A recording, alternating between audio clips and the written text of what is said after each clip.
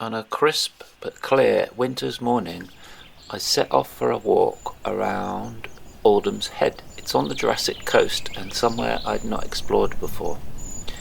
I started at Woodhenge, which isn't the official Woodhenge. This was actually put up by the local pub landlord, and it's only going to last so long because obviously it's made out of wood and it's been ordered to be taken down in 2 years, so see it while you can.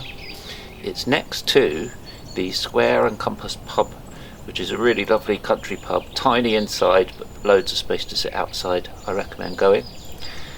Very quirky little place, but we didn't stop today because we wanted to catch the light, and we set off across the fields from here. Views of the Jurassic coast and the carved hilltops and the quarries cut into the cliffs, which we're going to find in a minute. Hear the sound of the waves as we approach, and then took in a moment to enjoy and went into the quarry. The quarry's currently got lots of warning signs up because it's very crumbly.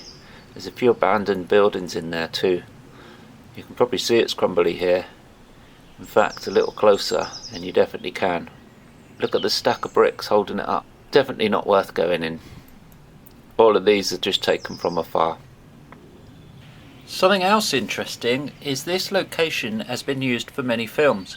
Most recently the Star Wars Andor series, and also Disney's John Carter, a couple of old episodes of Doctor Who, and something really old that no one remembers called Blake 7. Anyway, we set off from here and we headed up the path back to the cliffs and played a bit with the lens flare. I used the Zeiss Batis 25 for all of this. A nice walk along the cliffs until we found an abandoned radar station, which is pretty cool, and there's loads of plaques here which describe exactly what it is. I discovered that the lower part was actually used to detect bombers during World War II, and there's a few abandoned buildings down here, all crumbly. Stairs are really interesting. The steps lead down to the lower level, which reveals the rock formations. They look very unnatural. I wonder if the quarry makers placed them this way. I'm not sure, but they do look cool. It's interesting to see it all. Nice little viewpoints. More crumbly cliffs. An ideal spot to stop for lunch too. I had a little fun traversing along here and it seemed to work. So eventually I started to warm up here. It was only 4 degrees C, but a really nice sun trap. So had a play. I didn't bring climbing shoes, so I had my hiking boots on, but that just made it more fun. And I didn't have a pad, so I was only traversing along. Really good fun though. Loads of nice little holds. A perfect day for it, and I really wish I did have my pad and climbing shoes. It would have been awesome. I did switch to this headcam mode so that you could see my view from here. It was really perfect little spot. Gorgeously sunny, warm, perfect views across the sea. Loads of dust on the lens unfortunately, but I was too busy having fun.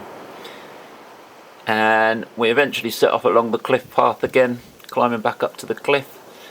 Spotted some ammonites, well, actually loads of fossils around here. I don't know if you can see these, they're sticking out the wall. They make for great climbing holds. There's another one there. You can just about see the ribbed finish on the ammonite. Anyway, back along the path. This is the lower section and then up to the top. Our next challenge was to try and beat the setting sun. Because it was winter, it was setting very early. What I didn't expect was this huge dip. I was already tired. I thought I'd have a straight walk back, and I had about 200 steps to go down and up here. But the views of the cliffs, this is approaching Chapmans pool, made it all worthwhile during the walk.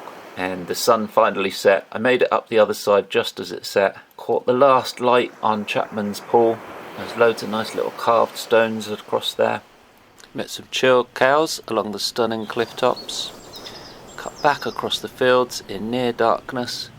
Met a few more cows who were quite friendly, actually a bit too friendly, and then cut back through the village to the pub, back to Woodhenge and home to the van. Thank you for viewing the first ever episode of Adventure Every Week. At least that's the idea. Let's see how that goes. And I know there's a few mistakes in this first one, but I've got to start somewhere.